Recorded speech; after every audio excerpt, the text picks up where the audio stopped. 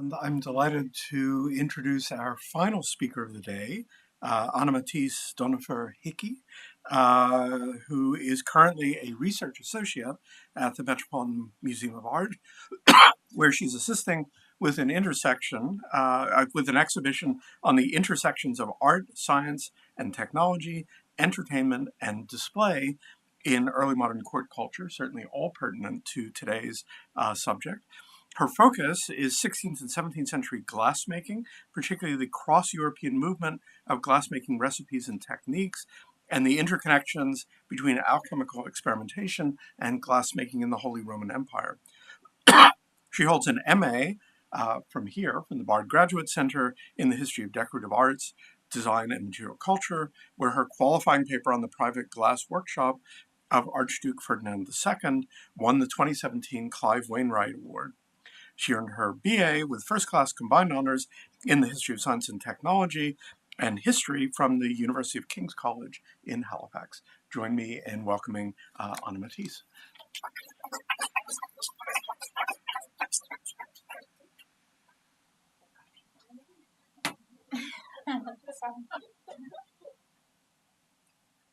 Thank you very much, Mark. It's good to be home, so they say. So thank you very much to the Bard Graduate Center and for Andrew Morrill in particular for inviting me to participate today. I think it would be an understatement to say that I'm honored to join such distinguished scholars.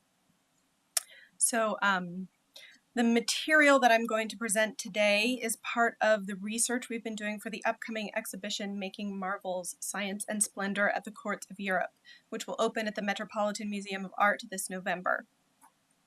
The exhibition examines the roles that innovative objects of science and technology played in princely modes of self-representation and display, exploring the connections between art, science and technology, entertainment, and status. It asks what early modern visitors to ducal, royal, and imperial Kunstkammern would have read from these objects, and what those readings might communicate about their princely owners.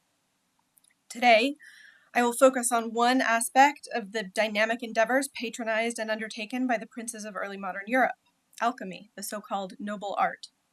I will concentrate on three courts in the Holy Roman Empire that supported alchemical experimentation with laboratories, personnel, and equipment during the late 16th and early 17th centuries, that of Emperor Rudolf II in Prague, of Landgrave Moritz in Hessen Castle, and of Elector Augustus of Saxony in Dresden. Each of the alchemical laboratories set up by these princes served different functions at court, from Rudolf II's interest in controlling occult forces to the metallurgical aims of Elector Augustus.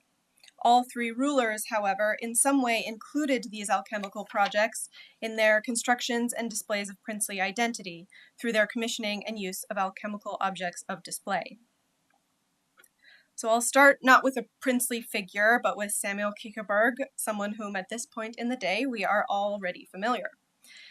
In the Inscriptiones, Quiccheberg recommended that the ideal princely Kunstkammer be supplemented by a pharmacy or apothecary for the making of medicines, preserving of many things, and distilling of liquids and oils, alongside, quote, a foundry, workshop, and mint, together with the metalsmiths and alchemists' forge itself, suitable for smelting all kinds of metal, and for melting, refining, preparing, molding, and so forth, whatever kind of material you like, end quote.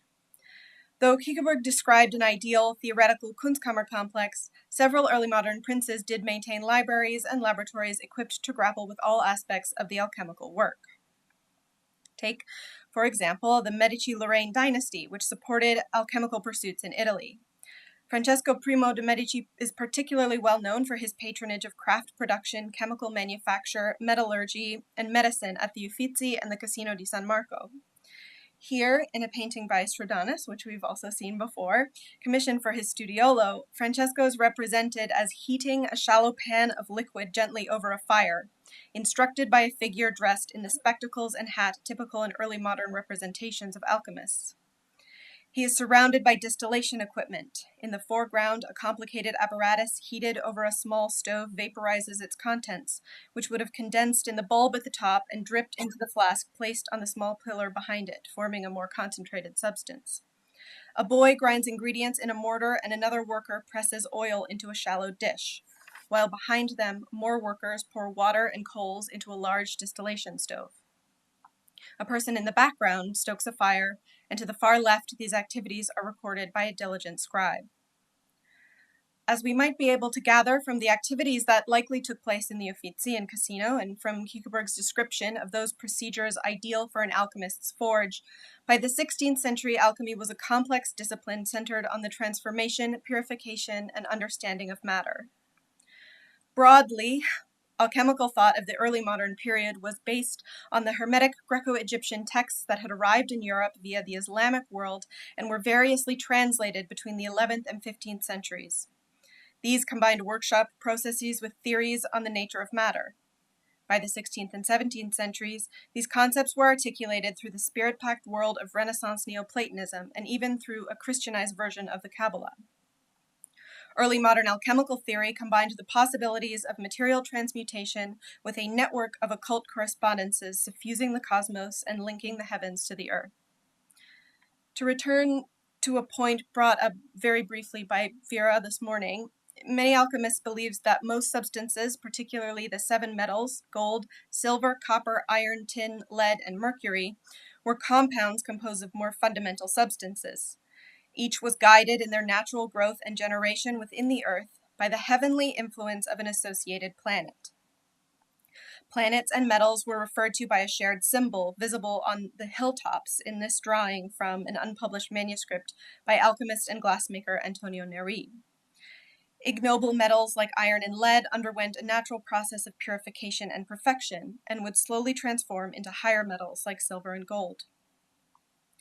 The alchemists could reproduce this process artificially and more quickly if they reduced metals to their constituent parts via high-temperature fires, purified them using processes of distillation, and recombined them in different proportions.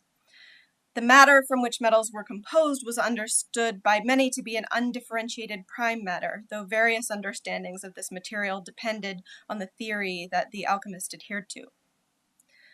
This transmutation of one type of metal into another could be accomplished more efficiently with the application of the philosopher's stone, often described as a fusible red substance, alternately a powder, liquid, or elixir, that when heated with a base metal such as lead would saturate it completely, hastening and augmenting transmutation to such an extent that it could turn 10 times its weight into gold.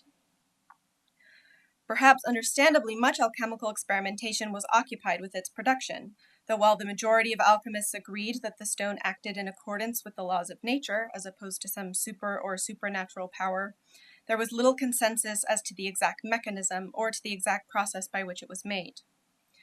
Even though the production and use of the stone was an almost universal aspect of alchemy, practitioners differed in their understanding of the materials with which to begin this work, the methodological specifics of completing it successfully, and even their explanations of its action. During the early modern period, the noble art was associated with a wide range of production, its promises of material transformation including not only metallic bodies, but any substance that could be produced by human art. As itinerant alchemist Paracelsus expressed, quote, "Nature brings nothing to light which is completed in itself. Rather, human beings have to complete it. This completing is called alchemy. He who turns what is found in nature into something useful for human beings, he is an alchemist," end quote. The alchemy of early modern Europe included both the making of gold and the making of medicinal remedies and chemical products. Alchemists engaged in activities such as assaying, mining, metalworking, pigment and dye making, distilling, glass making, the production of ceramics, and the manufacture of medicines, and they were tied to artisans through common skills, materials, language, and equipment. Even the mining technician and assayer Lazarus Erker, who was skeptical of the feasibility of true metallic transmutation, claimed in 1580 that, quote, "all the arts that work with fire originated very long ago as an outgrowth of alchemy," end quote. A visual manifestation of this connection between alchemy and other types of production can be found in this illustration from Neri's manuscript, which groups together lapidary work, metallurgy, baking, and cooking as alchemical activities, and pictures their products as the fruit of the alchemist's attempts to perfect the products of nature. Thus, alchemy encompassed not only the quest to transmute base metals into gold, but also the development of new herbal and mineral medicines, chemical manufacturing techniques, and more sophisticated mining and metallurgical technologies. In the Holy Roman Empire, alchemy was practiced and patronized by rulers at the courts of Hohenlohe, Brandenburg, Bavaria, Braunschweig-Lüneburg, and Württemberg, not to mention Hessen-Kassel, Dresden, and Prague. Especially prominent were the workshops at Emperor Rudolf II's court. It appears from letters and diaries that several small alchemical workshops were set up in different locations around Prague Castle, which were all regularly used by alchemists that Rudolf employed at court and Rudolf himself, for a variety of processes primarily aimed at improving metallurgical processes or producing transmutations. This burning mirror, which survives in the Stockholm Army Museum, was likely used to focus sunlight as a source of heat for distillations, and could have been used in operations such as those described by Athanasius Kircher and Andreas Libavius in the early 17th century, and illustrated here in Adam Lonitzer's Kräuterbuch of 1578. While alchemists were using these tools and processes to produce useful medicines, oils, and elixirs in his laboratories, scholars have long argued that Rudolf himself more likely patronized alchemy because it might lend him a powerful advantage in the divided Holy Roman Empire. In addition to the practical technologies that could benefit from alchemical experimentation, the knowledge of nature gained from it might extend to a more general control over the natural world. An emperor with control over the processes of transmutation could by extension have control over the occult forces that governed them in nature. For Rudolf, in addition to producing useful products and processes, the alchemy that he patronized might also help to produce harmony within his empire. In addition to sharing Rudolf's more occult interests, patrons of alchemy at other courts were perhaps more interested in the material possibilities promised by alchemical experimentation.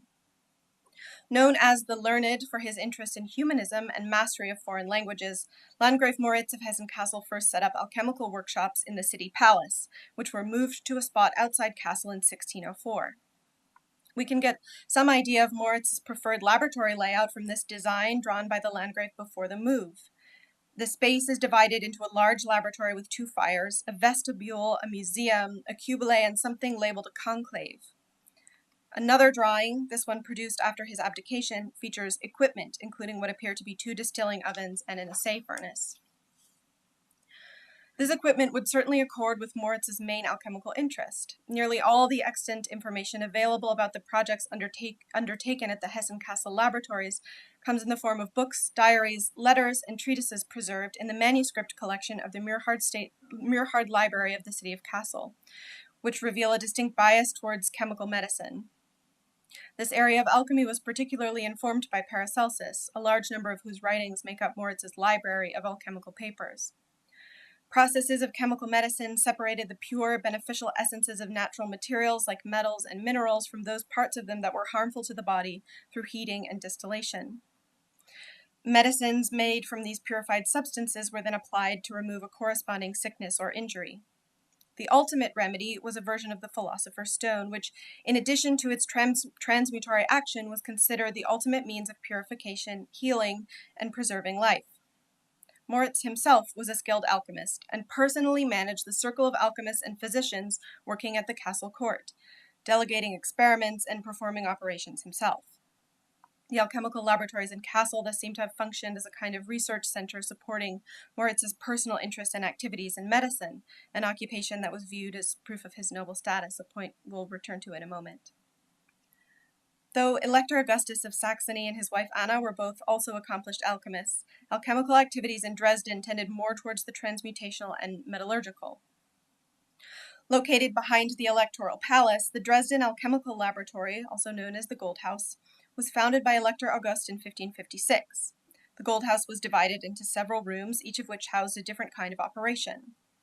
These spaces proceeded from large scale to small, beginning with a large room for ore purifying processes and ending with a space for recording experiments in metallic transmutation and the production of the Philosopher's Stone. One room was used for distillation and was likely where apparatus such as this one was kept. The drawing is labeled Design of an Oven for the Extraction of the Spirit of Wine and the Distilling of Oils, and was found in a manuscript related to Augustus's establishment of the Gold House. The unusual jester's head hovering above the central furnace is particularly interesting. Its inclusion in the drawing deserves further research and attention, but it may be a reference to the heady fumes that such an apparatus would have produced while in use. These rulers did not only participate in alchemical experiments and establish laboratories to patronize the art in ways they thought fit, they also incorporated alchemy into strategies of self-representation. The Gold House, for example, could have also functioned as a space for display, open to the examination of select visitors and decorated accordingly. Elector Augustus sometimes invited guests to accompany him to the laboratories and view the experiments being carried out there. The author of an undated manuscript, now in Dresden State Archives, records Augustus's recommendation that the walls of princely laboratories be decorated with eagles, dragons, and monkeys, and underscores that this is especially necessary if they might be visited by the elector's guests. Tools and equipment were also to be decorated. The 1598 inventory reveals that some of the tools kept in the Gold House were made of silver, some were gilded, and some decorated with inlay or even miniature paintings. This assay furnace is the only piece of equipment that has survived the Gold House and is now preserved in the Kunstgewerbe Museum of the Staatliche Kunstsammlung in Dresden. It provides some tangible evidence of the character of those decorated tools, and it is likely the same one mentioned in the Gold House inventory of 1598, which records a closed assay oven housed in a beautiful lining and which was valued at $500, which is no small sum. Indeed, the oven's sliding brass doors are chased in great detail with themes from the Old Testament and hunting scenes. The steel on the sides and back is also richly engraved with delicate vines and scrolls. Most impressively, the front features a program of iconography that makes the connections between the heavens and the earth that undergirded the alchemical worldview manifest on the surface of the steel. Personifications of the 7 planets, the Sun, Moon, Mercury, Mars, Jupiter, Saturn, and Venus, each holding their attributes, paired with the symbol of their associated metal and accompanied by the zodiac sign they govern, are beautifully engraved at the top and on either sides of both the openings. The 3 most prominent are the Sun, the Moon, and Mercury.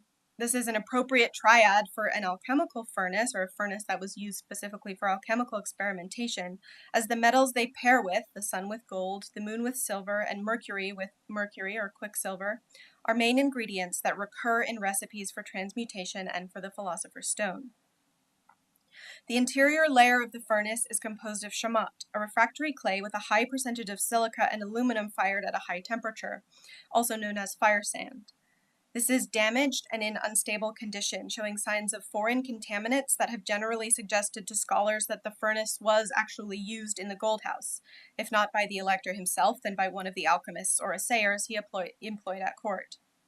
It is currently being tested and conserved, which should provide more conclusive evidence as to the extent to which the oven functioned as a working part of the laboratory. It was not unusual for ovens of this type to be decorated.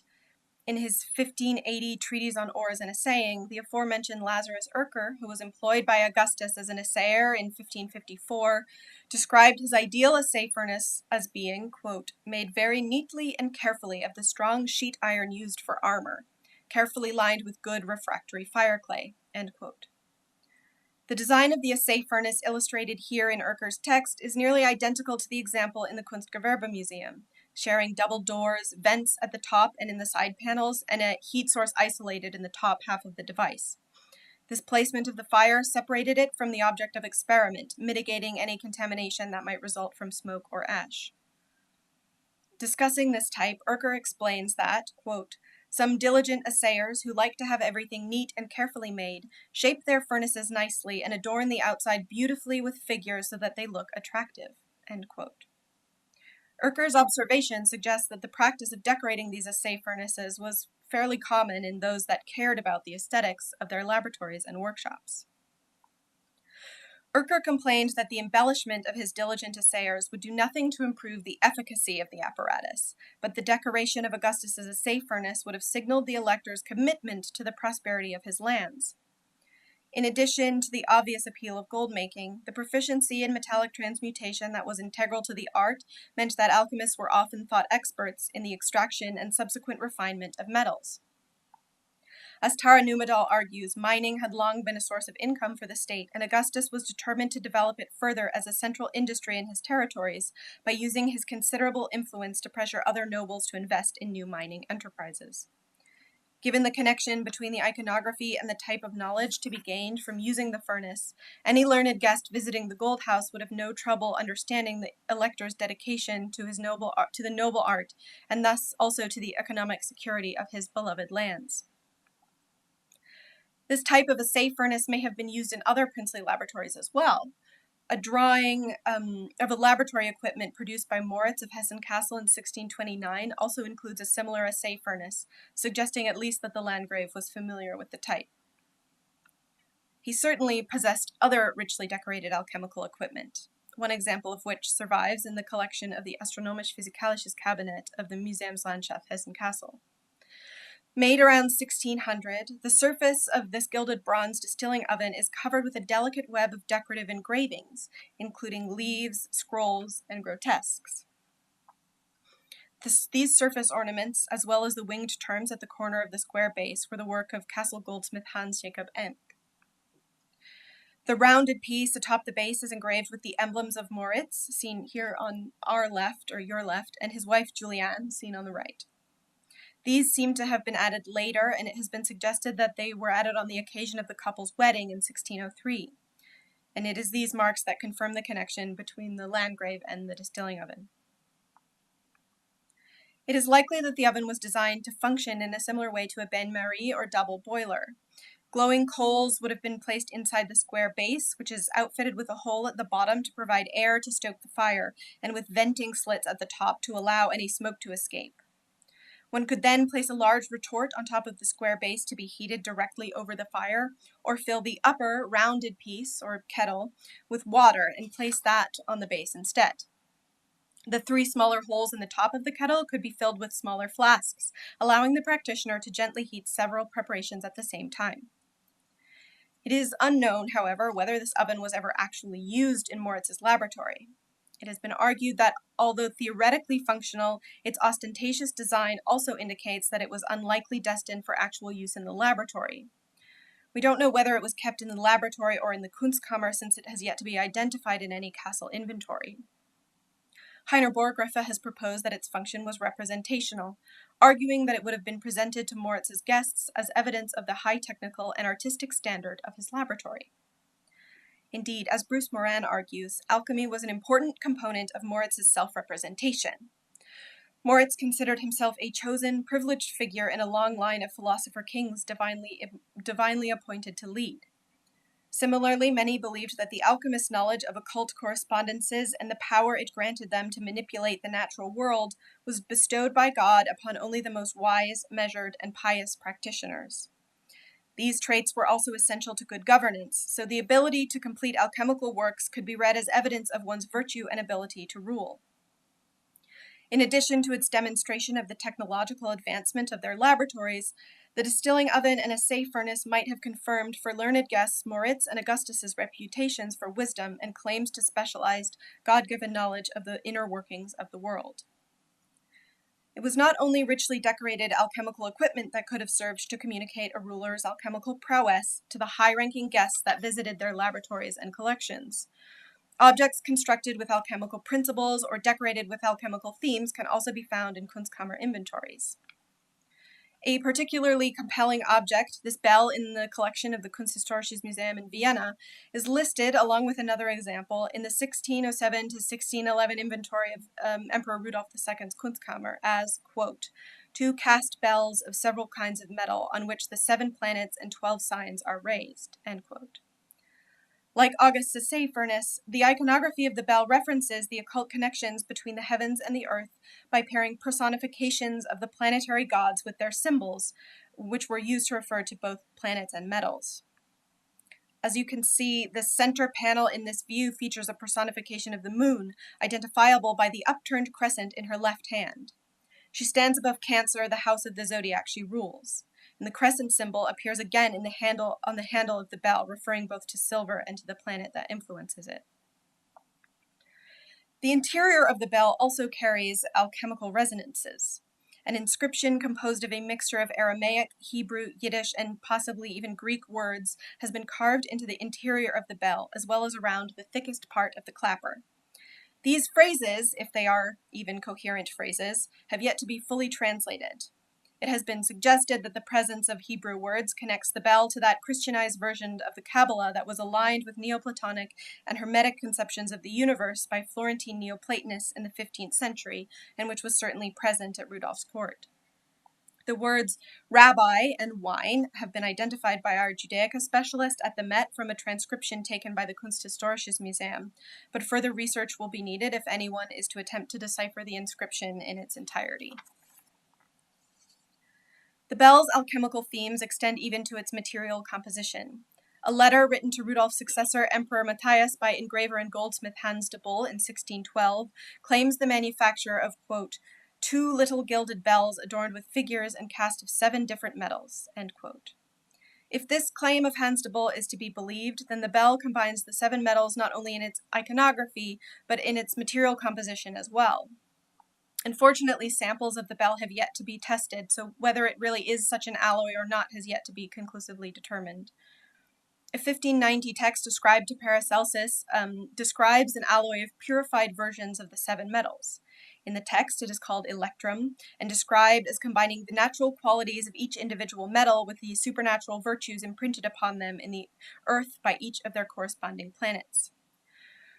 7 years later, in his Consilium de Vulcani Magica Fabrifactione Armorum Alchelici, alchemist Heinrich Kunrath describes the process of making it, including instructions for purifying each metal that advise the reader to begin in the hour of the planet to which it corresponds, possibly a circumstance of production alluded to by the figures and zodiac signs on the bell's exterior. If it were admired by guests in the Imperial Kunstkammer, the bell's iconography and material would no doubt have sparked discussion of Rudolph's interests in natural magic and alchemy. Even though Rudolph was interested in alchemy's occult potential, to more practical visitors, the bell may have served as evidence of the technological advancement of his laboratories and foundries, although through its material rather than its function.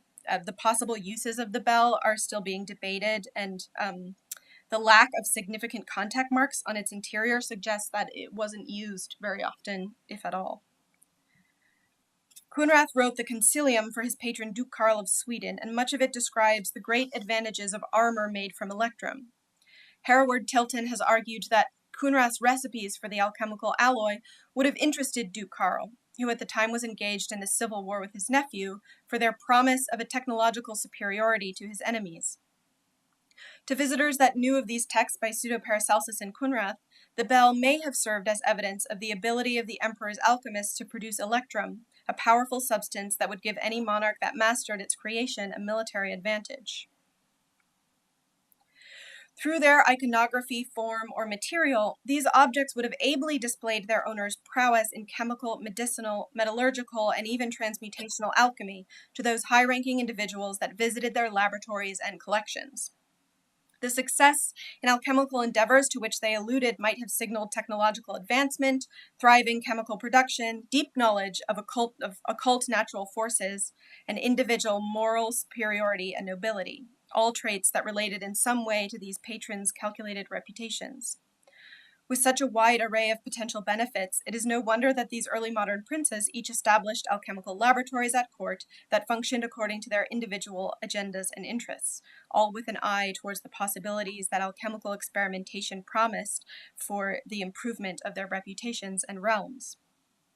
I hope that work on this subject might continue, as the specific roles that these objects played in the place of alchemy in these rulers' constructions of identity deserve far more attention than I was able to give them today.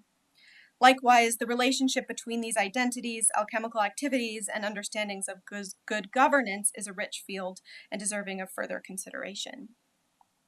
Overall, however, I hope to have provided some small insight into why and how early modern alchemy, as it was practiced by princes and emperors and incorporated into these dazzling objects of display, was a noble art indeed.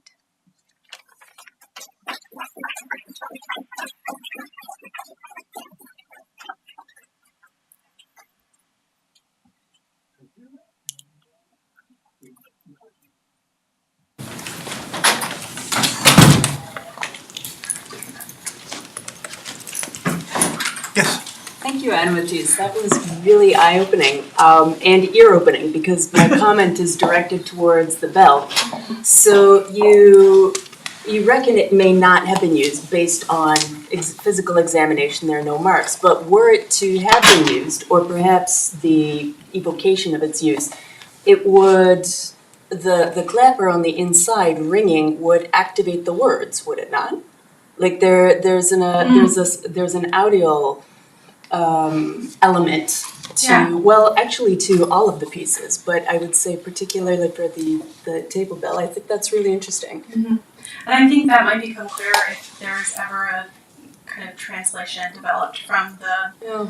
And it's related also to Kuhnrad in the Amphitheatrum, where they have like just that really complex series of images with the multiple languages at play. I'm thinking in particular of the slab of the emerald tablet, and also that very famous, now iconic, image of the Oratorium Laboratorium. Yeah. So words and alchemy and practice are really deeply entwined, and I this idea of activation, I think, is really important, especially to that last object that you showed. Yeah. And I do believe the Concilium contains instructions for how to use bells made of electrum for summoning of daimones and other kind of ritual practices. But I haven't been able to examine it, so. Yeah. Sort of tangential, but when I was working at school in metal arts, one of the instructors was a German goldsmith trained up in the apprentice system, and the way he tested gold assay was to drop the piece and listen to the ring. So there's the metal itself is embedded with information in that way. Thanks, Anna. Do you think that the hole is for display? Is it normal to have a hole bored through the a bell's top like that? Do you think it was hung? I don't know. That's a good question. It might have been because the end of the clapper protrudes from the bottom, so it wouldn't have rested flat. That's interesting. I hadn't thought about that. It's something. Someone's working on this. I heard a great talk at RSA, but anyway, yeah. I heard someone was working on it. Yeah. I'll tell you about it later. Yeah. Further questions? Well, one thing I could just raise is what I didn't talk about in my talk, and one of the things that first attracted me to Bornitz is that right before he gets to the Kunstkammer, he's got 3 chapters. In between Ingenious and Fruitless Arts and the Kunstkammer, he's got chapters: the lost arts, the newly found arts, and the arts that remain to be explored.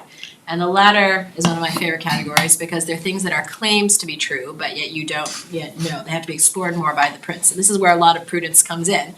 And he mentions there the electric armor, etc., and a lot of these more extreme claims. And the idea is that this doesn't need to be excluded from the court, but you do have to have this, because he says you don't know if who's coming to your court is a charlatan or a savior, but you do need to have this very circumspect approach. And so that's one reason why he takes that category and he separates it from, say, all sorts of other arts into its own kind of categories. These are claims that are made to be explored. So it's an interesting way to think about some of these objects as lying in this realm of doubtful objects that were known to be doubtful at the time. We often interpret it as, these people were overly credulous, but in fact these rulers had in place, as Tarnomadal has shown, lots of ways to ensure accountability for the promises made to them by these practitioners. So it might be one way to think about them as a category of objects. Yeah, that's interesting. Can I ask something, and I honestly don't know the answer. In Quiccheberg's treatise, he brings up the place of female collectors in relation to the collection in a few places. One of those is in relation to the pharmacy, that would be the one of the expected places where I guess he calls it the wife of the founder. And then he makes specific reference to Duchess Anna and to Albrecht's mother in that regard, and their interest in producing medications. Now, you produce medications through, in one hand, as it were, cooking, and you can think of Filipina Welser's combination medical culinary cookbook from Ambras, but also basically from alchemical processes. This is what I don't know, is there any reference in the alchemical literature or the historical records of different alchemical laboratories to women being involved, particularly the wives of rulers? You're saying yes. Alicia Rankin has just written a book on that called Panacea's Daughter. Yeah. Okay. So yes. Okay, join me in thanking Anna Matisse